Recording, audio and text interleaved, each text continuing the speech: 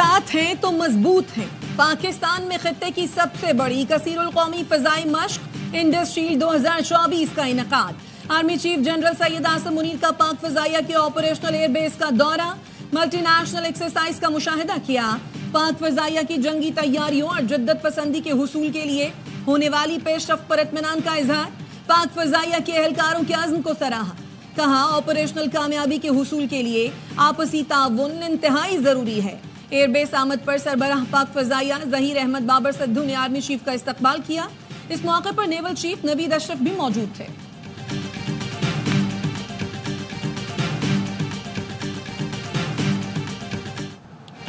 اسلام آباد high court کا بانی پی ٹی آئی کو آج 3 بجے عدالت لا کر وکلا سے ملاقات کرانے کا حکم۔ توہین عدالت کیس میں جسٹس سردار اعجاز اسحاق نے سپرنٹینڈنٹ جیل کو مخاطب کر کے کہا، مجھے معلوم ہے آپ میرے حکم پر عمل درآمد نہیں کریں گے، سیکیورٹی خدشات کے باعث بانی پی ٹی آئی کو نہیں لے کر آئے تو کل عدالت کو مطمئن کرنا ہوگا۔ اسٹیٹ کونسل نے موقف اپنایا۔ پنجاب حکومت نے امن و امان کی صورتحال کے پیش نظر جیل ملاقاتوں پر پابندی لگائی ہے۔ جسٹس اعجاز نے کہا، جس نے یہ نوٹیفیکیشن کیا اس نے بھی توہین عدالت کی۔ پنجاب حکومت نے وکلا کی ملاقات روکی تو توہین عدالت کی ہے۔ وزارت داخلہ رپورٹ جمع کرائے کہ کیا سیکیورٹی وجوہات تھیں۔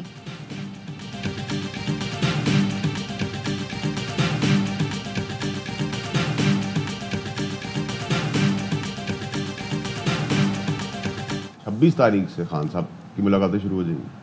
26 سے خان صاحب کی ملاقاتیں شروع ہو جائیں گی، ریگولر ہو جائیں گی۔ ٹھیک ہے، بیگم صاحبہ باہر آ جائیں گی۔ مطلب ایسا نہیں ہوگا کہ وہ ان کی بیل ہوئی اور بیل ہونے کے بعد کوئی اور مقدمہ بنا کے ان کو اریسٹ نہیں کیا، باہر آ جائیں گی۔ بشرا بی بی کو کسی اور مقدمے میں گرفتار نہیں کیا جائے گا، وہ باہر آ جائیں گی۔ سینیٹر فیصل واڈا کی آف دی ریکارڈ میں گفتگو، کہا 26 تاریخ سے بانی پی ٹی آئی کی ملاقاتیں بھی شروع ہو جائیں گی۔ یہ نہیں کہہ سکتا کہ بانی باہر آئیں گے یا نہیں۔ جو آج پی ٹی آئی کے لیڈر بنے ہوئے ہیں یہ سارے کمپرومائزڈ ہیں۔ ان لوگوں کا مفاد ہے کہ بانی پی ٹی آئی جیل میں رہیں۔ یہ لوگ ہی تھے، اس حکومت کے ساتھ سیٹنگ کر لی اور پھر بانی سے ملاقات کی سیٹنگ ہی کرنا تھی۔ تو پھر میرا شکوہ یہ ہے کہ مجھے پارٹی سے کیوں نکالا؟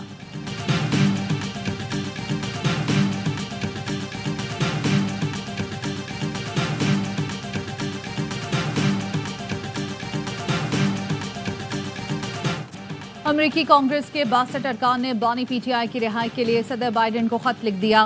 سابق وزیر اعظم سمیت سیاسی قیدیوں کو رہا کرانے کا مطالبہ، کہا پاکستانی حکومت سے بانی پی ٹی آئی کی حفاظت اور خیریت کی ضمانت لی جائے۔ امریکی سفارتکار بانی پی ٹی آئی سے جیل میں ملاقات کریں، سیاسی قیدیوں کی رہائی کی کوشش کی جائے۔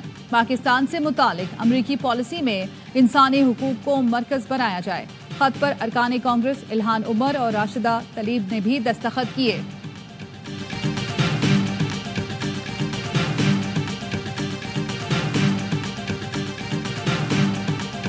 لوگ ہمارے اعمال دیکھ رہے ہیں اور تاریخ کبھی معاف نہیں کرتی۔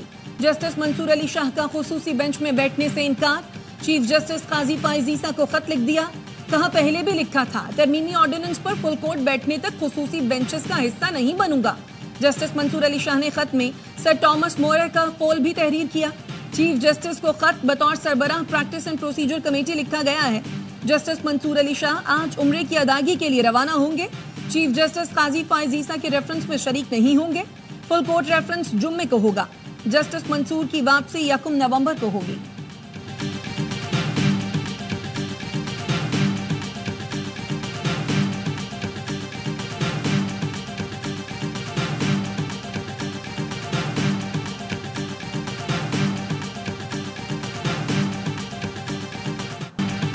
مجھے نہیں معلوم تھا کہ justice Mansoor Ali Shah chief justice نہیں بنیں گے۔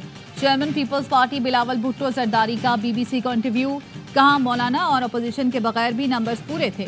ہم اپنی مرضی کی آئینی ترمیم لا سکتے تھے لیکن میثاق جمہوریت کا وعدہ پورا کرنا تھا، اس لیے زور زبردستی نہیں چاہتے تھے۔ آئینی عدالت کو جو اختیار دینا تھے وہ آئینی بینچ کو دے دیے۔ 9 مئی کو فوجی املاک پر حملہ کیا گیا۔ حکومت چاہتی تھی فوجی املاک پر حملہ کرنے والوں کا ٹرائل ملٹری کورٹ میں ہو۔ لوگوں نے کالا سانپ کے تصور کو ملٹری کورٹ سے جوڑا۔ لوگوں نے چیف جسٹس قاضی فائز عیسیٰ کو بھی متنازع بنانے کی کوشش کی۔ ملٹری کورٹ سے متعلق سپریم کورٹ نے آئین کی تشریح کی۔ آرٹیکل 8 میں صرف ایک لفظ کی ترمیم کرنے جا رہے تھے جسے کالا سانپ بنایا گیا۔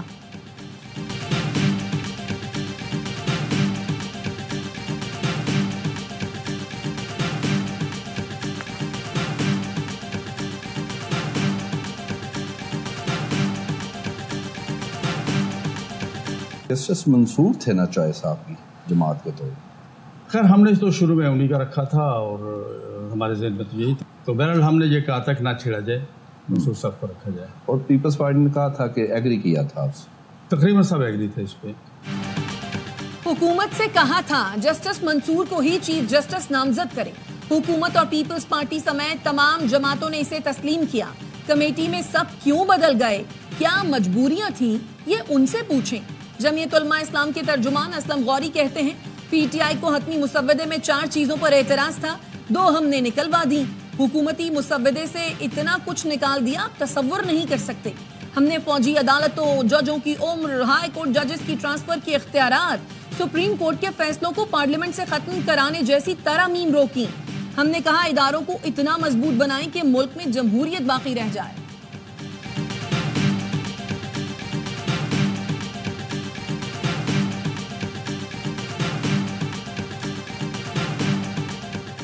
नामजद चीफ जस्टिस याहिया आफरीदी ने रजिस्ट्रार ऑफिस को आईनी बेंच से मुतालिक पॉलिसी दे दी। सुप्रीम कोर्ट में दौरान समाअत रिमार्क्स दिए। जिन मुकदमात में कोई कानून चैलेंज हो उनकी अलग कैटेगरी बनाने की हिदायत की है। आइन की तशरीह की जरूरत वाले मुकदमात साथ साथ मुंतकिल करते रहेंगे। आईनी बेंचों को मुकदमात की मुंतकली का सिलसिला जारी। इस्लामाबाद में शुफा से मुतालिक मुकदमा आईनी बेंच को भिजवा दिया गया।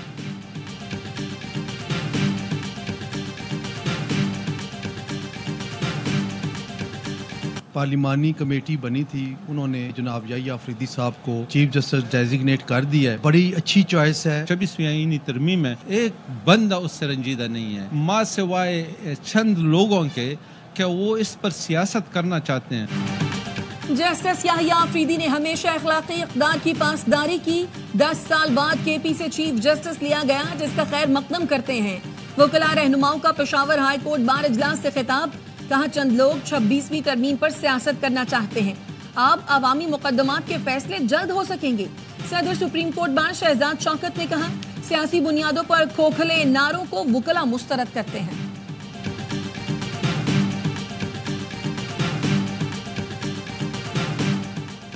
वफाकी हुकूमत ने मुफाद आमा का दरवाजा बंद कर दिया। अब तो मुफाद आमा का काम ही बंद हो गया। हम कानून को मानेंगे, कानून किसी का रोना धोना नहीं मानता। निजी हाउसिंग स्कीम में गैस कनेक्शंस केस की समाअत के दौरान chief justice in high court के रिमार्क्स।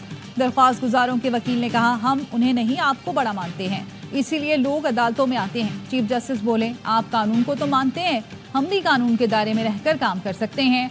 जो रिलीफ आप मांग रहे हैं वो आज खुद नोटिस में मिल सकता था।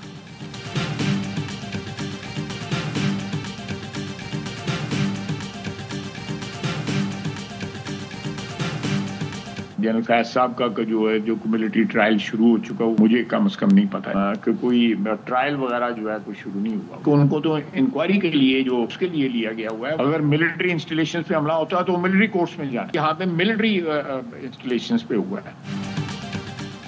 फैज हमीद का मिलिट्री ट्रायल अभी शुरू नहीं हुआ।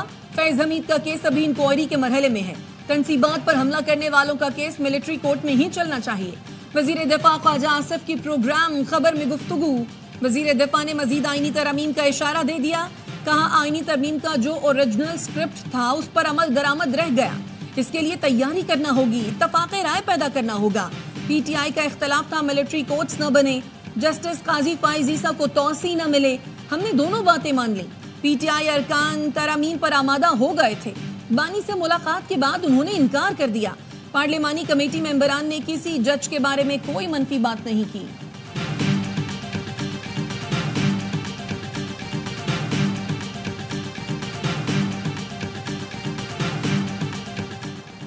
आईनी तरमीम के दौरान राब्ते में न रहने वाले 2 पीटीआई सेनेटर्स को शो कॉज नोटिस जारी।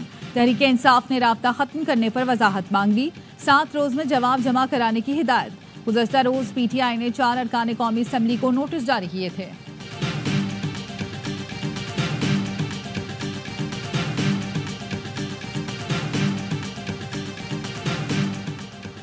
Islamic trade financing corporation Pakistan को $3 अरब कर्ज देगा। वाशिंगटन में वजीर खजाना मोहम्मद औरंगजेब और ITFC में मुलाकात के बाद एलामिया जारी कर दिया गया। कर्ज की रकम 3 साल में फराहम की जाएगी। पहले मरहले में $27 करोड़ की रकम दी जाएगी।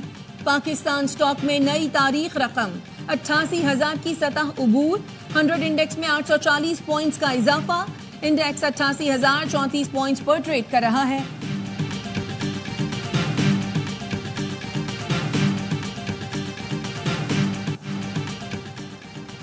پاکستان پر مجموعی قرضے میں $258 ارب تک پہنچ چکے ہیں. معیشت میں قرضوں کا حصہ 69% ہو گیا ہے. وزیر خزانہ محمد اورنگزیب کا AFP کو انٹرویو. کہا تنخواہ دار طبقے کی مشکلات سے آگاہ ہیں, ان پر ٹیکسوں کا مزید بوجھ نہیں ڈال سکتے. صنعتی شعبہ بھی ٹیکس کی زیادہ سے زیادہ حد کو پہنچ چکا. ریئل اسٹیٹ اور ریٹیل سیکٹر سے ٹیکس آمدن بڑھانا ہوگی. سرکاری کارپوریشنز میں چوری روکنا ہوگی. PIA کی نجکاری نومبر میں کر دی جائے گی. وزیر خزانہ کی متحدہ عرب امارات کے وزیر مملکت برائے مالیاتی امور سے ملاقات. اماراتی کمپنیوں کو پاکستان میں سرمایہ کاری کی دعوت دی.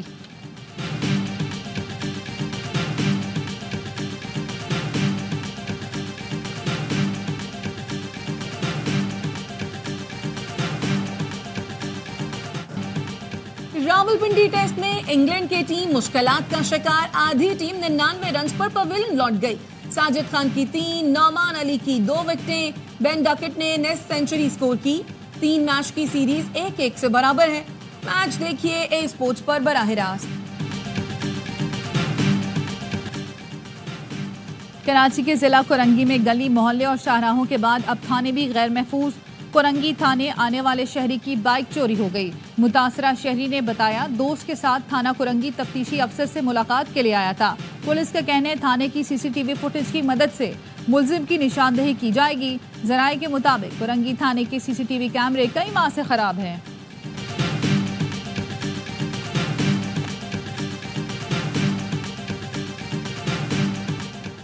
کراچی اور لاہور میں فضائی آلودگی میں مسلسل اضافہ. آلودہ ترین شہروں کی فہرست میں کراچی دوسرے اور لاہور تیسرے نمبر پر آ گیا.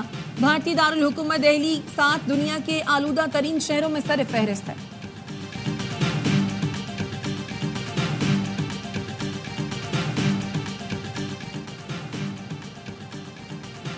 اقوام متحدہ کی حق خود ارادیت کی قراردادوں کے باوجود جموں و کشمیر اور فلسطین جیسے تنازعات اب بھی حل پذیر ہیں. وزیر اعظم شہباز شریف کا اقوام متحدہ کی 79ویں سالگرہ پر ٹویٹ. لکھا اقوام متحدہ چارٹر کا منصفانہ طریقے سے نفاذ بڑا چیلنج ہے. جب تک اقوام متحدہ کی بانی دستاویز کی دفعات کو نظر انداز کیا جائے گا بحران مزید سنگین ہوتے جائیں گے. پاکستان کا مقبوضہ کشمیر میں حق خود ارادیت کے لیے ریفرینڈم کروانے کا مطالبہ. پاکستانی نائب مستقل مندوب عثمان جدون نے مقبوضہ کشمیر اور فلسطین میں طاقت کا بلا جواز استعمال اور انسانی حقوق کی سنگین خلاف ورزیاں ختم کی جائیں.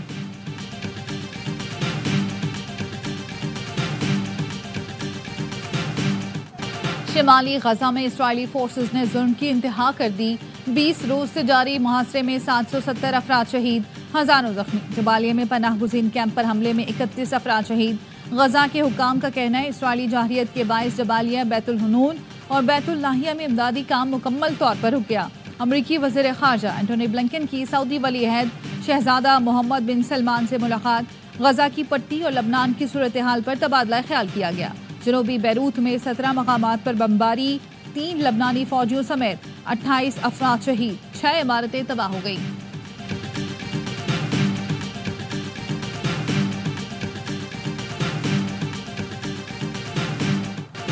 انقرہ میں دفاعی تنصیب پر حملہ. ترکی کی کردستان ورکرز پارٹی کے خلاف کارروائی. عراق اور شام کے شمالی علاقوں میں کردستان ورکرز پارٹی کے ٹھکانوں کو نشانہ بنایا. گزشتہ روز ترکی کی ایرو اسپیس انڈسٹریز پر دہشت گردوں نے حملہ کیا. 5 افراد جاں بحق اور 20 سے زائد زخمی ہوئے تھے.